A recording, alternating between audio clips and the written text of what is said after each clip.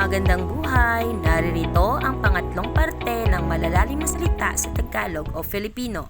Una, hanggaan o limitasyon.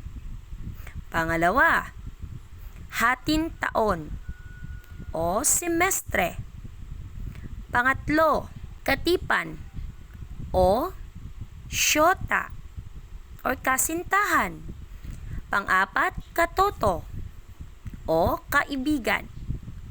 Panlima, laksa o libo. Pang-anim, lilimiin o di kaya'y iisipin. Pampito, lunos o lungkot. Pangwalo, mahumaling, magkagusto.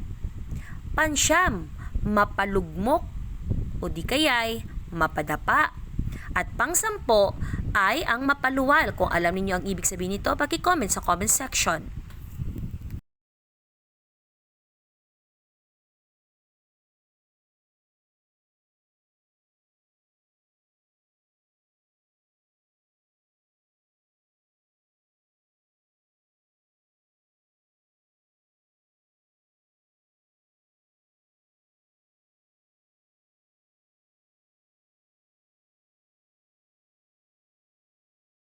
At ang pang-sampo, anluwagi.